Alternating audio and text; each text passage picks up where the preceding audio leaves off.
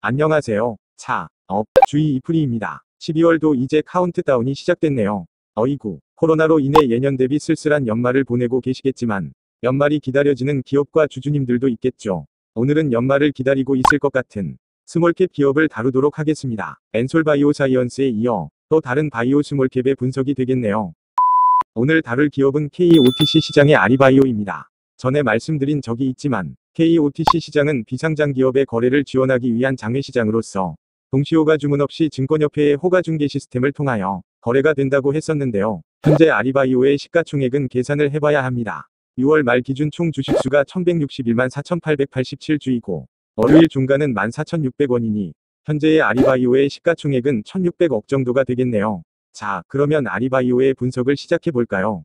다트로 들어갈게요. 아리바이오를 검색해봅니다. 제일 위를 보시면 호가중개 시스템을 통한 소액매출 공시 서류라는 공시가 있네요. 우리가 코스피, 코스닥에서는 쉽게 볼 수 없는 제목의 공시죠. 밑에 공시들을 보면 우리가 아는 일반적인 형태의 공시들인 반기보고서, 분기보고서, 사업보고서 공시들이 보입니다. 그런데 올해 사업보고서 이후에는 호가중개 시스템을 통한 소액매출 공시 서류라는 공시밖에 있지 않아요. 왜 그럴까요? 말 그대로 올해 매출이 소액이어서 그렇습니다. 프리보드를 통한 10억 미만의 법인은 사업보고서 제출 대상이 아니거든요. 따라서 굳이 들어가서 확인하지 않고 이 상태에서만 보더라도 작년에 분기, 반기, 사업보고서를 제출했던 아리바이오의 매출은 10억 원 이상이었을 것이고 올해는 호가중개 시스템을 통한 소액매출 공시 서류라는 공시를 냈으니 올해 반기 매출이 10억 미만이라는 것을 알 수 있습니다. 자, 그러면 호가중개 시스템을 통한 소액매출 공시 서류 공시를 클릭해보자고요. 이름 참 길죠 하하. 자, 클릭.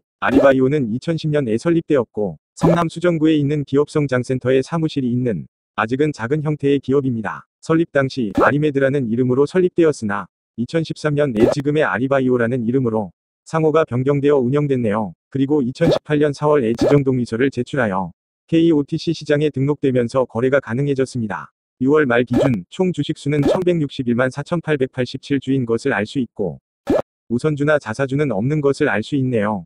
자본금 변동사항을 보면 설립 이후 다양한 자금 조달을 해온 것을 알 수 있습니다. 자금 사정 때문에 기업의 가치가 낮을 때 운영자금을 위해 많은 자금 조달을 했었으니 역시나 최대 주주의 지분율은 낮겠네요. 그리고 보시면 20년 6월 16일 3차 배정 유상증자를 했다고 나와 있는데요. 이건 공시되지 않았죠. 역시나 올해는 소액매출로 인해 사업보고서 제출 대상이 아니기 때문에 이 공시를 생략할 수 있었던 것으로 보입니다. 최대주주 및 특수관계인의 지분율을 보면 역시나 지분율이 낮은 것을 알 수 있어요. 아리바이오는 상장을 추진하려는 기업이기에 코스닥 예비심사를 거치기 위해서는 최대주주 및 특수관계인의 낮은 지분율 부분은 신경을 써야 할 것으로 생각됩니다. 그리고 종속회사는 없습니다. 종속회사가 없으니 개별 재무제표로 보면 되겠네요. 재무상태표를 봐보자고요. 자산 부분을 보면 언급할 만한 변화는 크게 없어요. 그나마 기타 유동자산과 유형자산이 감소한 게 눈에 띄는 정도인데 기타 유동자산의 변화는 선급금의 감소일 뿐이고 유형자산의 변화는 기초금액 대비 감가상각이 된 정도입니다. 자산 부분에서는 특별한 변화가 없네요. 그럼 부채 부분을 봐볼까요? 유동부채는 거의 또이또이고 비유동부채는 많이 증가했네요. 유동부채를 보면 기타 채무가 증가했는데 이것은 거래처에 지급해야 할 대금이 증가한 것을 알 수 있고 기타 금융부채가 감소한 것을 볼 수 있는데 이것은 차입금이 줄었음을 알 수 있습니다. 둘 다 뭐 다룰 만큼의 큰 변화는 아닙니다. 이제 비유동부채를 보시면 기타 비유동금융부채가 크게 증가한 것을 볼 수 있는데요. 기타 비유동금융부채는 전환사채와 파생상품부채로 인해 증가했음을 알 수 있는데요. 전환사채는 작년 말에는 없었는데 올해 생겼네요. 유동에 있지 않고 비유동에 있는 것을 보면 작성 기준일인 6월 30일 기준 전환사채의 전환 청구 기간이 아니었음도 알 수 있습니다. 파생상품 부채도 크게 증가했는데 파생상품 부채가 증가했다는 것은 전환사채를 발행한 이후에 주가가 많이 올랐다는 것 또한 알 수 있는 부분입니다. 그러면 전환사채 내역을 봐볼까요? 6월 말 기준 자녀 전환사채들을 볼 수 있는데요. 전환사채가 3개 있네요. 5회 전환사채와 6회 전환사채는 아리바이오의 매출이 10억 이상이었을 때여서 공시가 됐었어요. 보시면 5, 6회 전환사채는 공시된 것을 볼 수 있고요. 그런데 7회 전환사채는 5월 20일에 발행했음에도 공시되지 않은 것을 알 수 있죠. 역시나 발행 당시에 10억 미만의 매출이다 보니 의무공시가 아니었음을 알 수 있는 부분입니다. 다시 전환사채를 봐보면 각 전환사채의 자금 규모를 볼 수 있고 또 전환 청구 기간도 볼 수 있어요. 아까 말했듯이 역시 작성 기준인 6월 말 기준에는 전환 청구 기간에 해당되는 것이 없죠. 그래서 유동이 아니라 비유동 부채에 잡혀 있던 것이고요. 전환 가격은 8,000원인 것을 볼 수 있는데 현재의 주가가 14,000원대이니 역시 말씀드린 대로 주가가 많이 올라서 파생상품 부채가 증가한 것도 알 수 있습니다. 전환사채의 표면 이자율도 보이고요. 그런데 만기 이자율이 아니라 보장 수익률이라는 것을 볼 수 있네요. 비상장 기업이라 리스크가 있어서 그런지 전환사채 투자자들의 안전을 위했다는 것을 알 수 있는 부분인데요. 전환사채의 상세 내역을 보면 특별 조건이 있어요. 이 중에서 3번이 보장 수익률에 대한 부분입니다. 발행부터 만기까지의 3년 동안 각 전환사채 자금의 30%까지 보장 수익률, 즉 원금의 이자를 더하여 매도 청구를 할 수 있도록 투자자들이 안전장치를 해둔 것을 알 수 있어요. 그리고 리픽싱 조건도 있습니다. 1번은 반기 매출액에 따른 리픽싱 조건인데요. 올해 반기 기준 아리바이오의 매출이 10억 미만이기 때문에 발행가액 8,000원의 전환사채는 모두 5,600원으로 리픽싱 됐겠네요. 전환 시 발행 주식수는 이렇게 바뀌겠습니다. 2번은 아리바이오가 상장 시 공모가가 8,000원 이상이어야 추가 리픽싱이 없음을 알 수 있는 부분이네요. 자, 다시 돌아와서 3개의 전환사채의 자금 규모를 합치면 총 금액이 41억임을 알 수 있습니다. 이 41억은 상환할증금과 전환권 조정으로 회계 처리되어 33.9억으로 계상되었음을 알 수 있어요. 보장 수익률이 있는 전환사채이니 상환할증금이 있는 것이죠. 기타 금융부채를 보면 이렇게 계상되어 전환사채에 33.9억이 잡힌 것이고요. 이렇게 기타 금융부채가 49.6억으로 잡혀있는 것을 볼 수 있는 부분입니다. 자, 이렇게 비유동부채의 기타 비유동금융부채를 보았네요. 그리고 여기서 끝이 아닙니다. 이 보고서가 작성된 이후에도 아리바이오는 또 추가 자금 조달을 했습니다. 보고서 작성 기준일 이후에 아리바이오는 3자 배정 유상증자를 2번 발행했습니다. 각각 24.4억과 67.8억 수준의 자금 조달이었네요. 그리고 이렇게 자금을 조달한 다음에 7회 전환사채는 상환해버렸고요. 또 그 후에는 50억 규모의 8회 전환사채를 발행했습니다. 따라서 투자 중인 분들이나 투자를 고려 중인 분들은 이 전환사채의 특별 조건 및 세부 내역을 자세히 봐두셔야 할 것 같아요. 그리고 또 호가중개 시스템을 통한 소액매출 공시 서류 공시가 공시된 이후인 9월 11일에는 RCPS의 발행으로 약 83억의 자금도 조달한 것을 알 수 있습니다. 이제는 우선주와 우선주 부채가 생겨났겠네요. 자금 조달을 참 많이 했네요. 뭐 캐시카우가 약한 바이오 기업은 어쩔 수 없는 부분입니다만 역시나 최대주주 및 특수관계인의 지분이 이미 낮은 상태에서 상장을 앞뒀기에 지분율 부분이 걱정되는군요. 보고서 작성 기준인 6월 말 이후 추가 전환사채와 유상증자를 발행했기에 8월 기준으로는 주식수와 자본금, 자산, 부채가 변했겠습니다. 7월 말 기사를 보면 아리바이오는 400억의 시비를 추가 발행할 것을 예고했었네요. 임상이 진행 중인 파이프라인의 성공이 가시화되니 다음 임상을 위해 자금을 조달하는 것이겠지만 역시나 지속되는 자금 조달은 부담으로 작용하겠습니다. 이미 꽤 많은 자금을 조달한 아리바이오일 텐데 7월 말에 나온 기사를 보건대 7월에 발행했던 유증 2건과 9월에 발행한 우선주 유증, 그리고 7월 말에 발행한 전환사채가 회사가 예고한 400억 자금 조달에 포함될지도 모르겠네요. 그리고 현재 최대주주 및 특수관계인의 지분율을 보건대 보통주보다는 우선주 혹은 11호 자금 조달을 할 것 같은데요.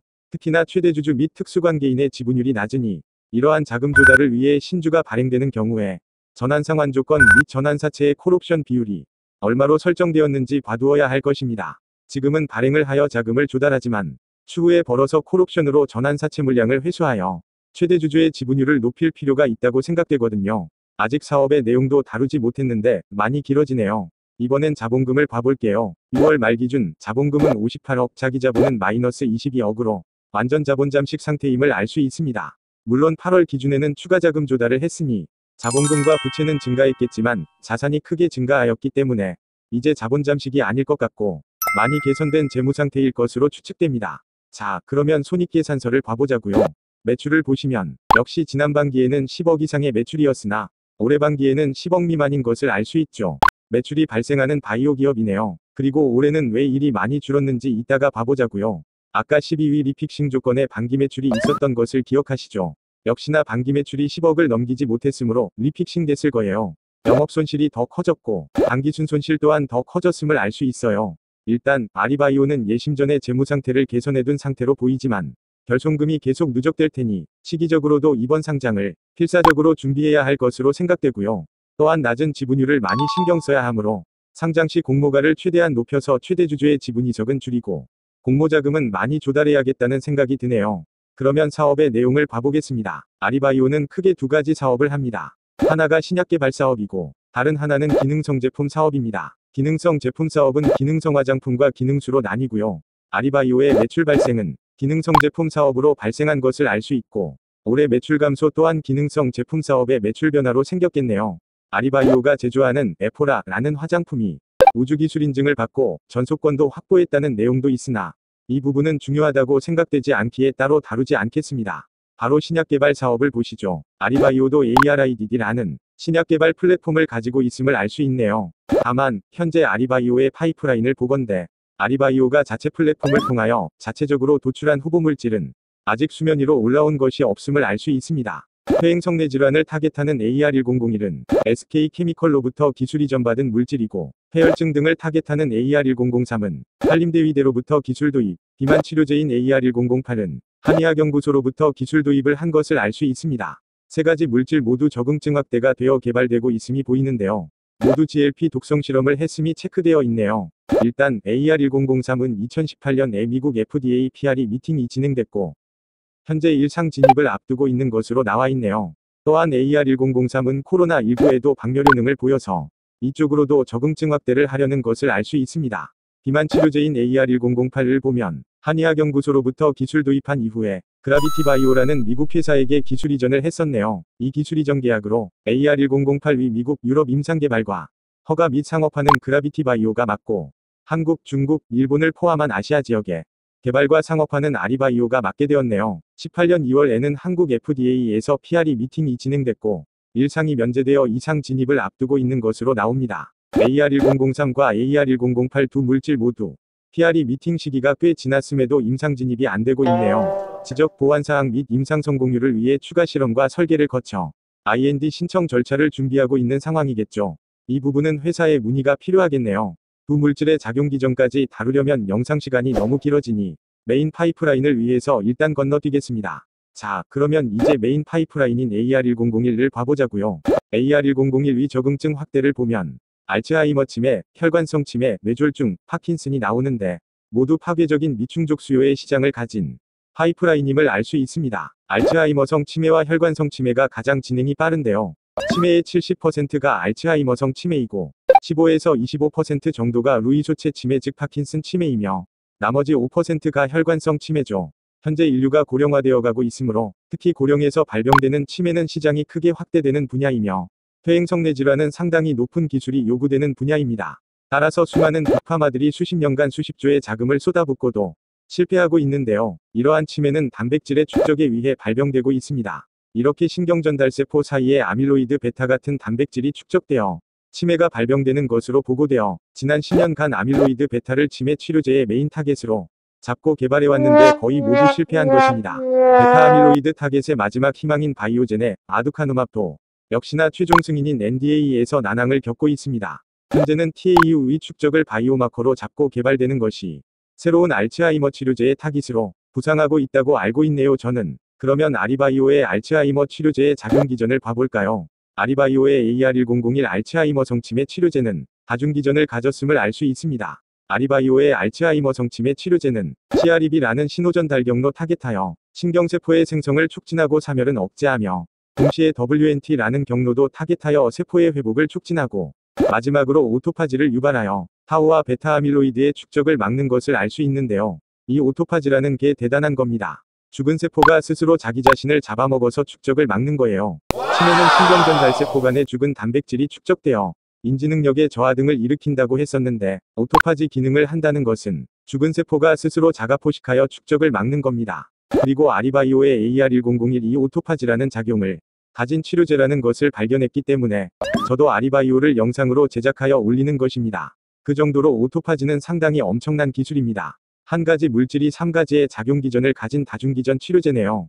현재 임상이 개발 중인 알츠하이머 치료제들이 여럿 있지만 아마도 현재 다중기전으로 임상이 진행되는 알츠하이머 치료제는 최초인 것 같네요. 그러면 임상 진행 상황을 봐볼까요? 이상 후반부에 돌입했고 내년 초 이상 탑라인 결과 발표를 앞두고 있다는 기사가 있네요. 좀 더 자세히 봐볼까요? 클리니컬 트라이얼스로 가보자고요. 현재 임상 연구가 진행 중이니 낫 리크루팅이라고 환자를 모집하지 않는다고 나와 있네요. 클릭해보면 자세한 내용을 볼 수 있는데요. 임상 이상이고 210명이 환자를 대상으로 진행되고 있나 보네요. 26주간 10mg와 30mg 이 두 가지 용량으로 경구 투여되어 진행되는 것도 알 수 있습니다. 이 임상시험은 12월 31일에 기본 연구가 종료되고 보름 뒤인 내년 1월 15일에 연구가 종료되는 것으로 예정되어 있습니다. 제가 도입 후에 연말이 기다려지는 기업이라고 언급한 이유 이제 아시겠죠? 하하, 정말 얼마 안 남았네요. 작용 기전도 너무 좋고 미리 자금을 확보하는 것을 보면 역시나 현 시점에서는 임상 결과가 좋을 것으로 예상되는데요. 이 임상 결과와 맞물려 IPO도 추진하려는 것을 알 수 있습니다. 상장 주관사를 선정하여 준비하고 있나 보네요. 상장 프리미엄까지 가져갈 수 있게 되는 겁니다. 재무요건상 아리바이오는 이 결과 발표 이후 가치를 올려서 공모가를 높게 받고 공모자금을 조달하여 지분 이석을 줄여야 할 것으로 생각되네요. 알츠하이머 치료제의 임상 결과에 따라 IPO 추진도 그렇지만 적응증 확대되는 혈관성 치매와 뇌졸중, 파킨슨 치료제의 임상도 가속화될 수 있다고 생각되는군요. 따라서 아리바이오의 본격적인 시작은 알츠하이머 치료제 이상 탑라인 결과 발표 이후가 될 수 있겠습니다. 그러면 이쯤 다루기로 하고 이프리의 기업 평가 시간을 갖겠습니다.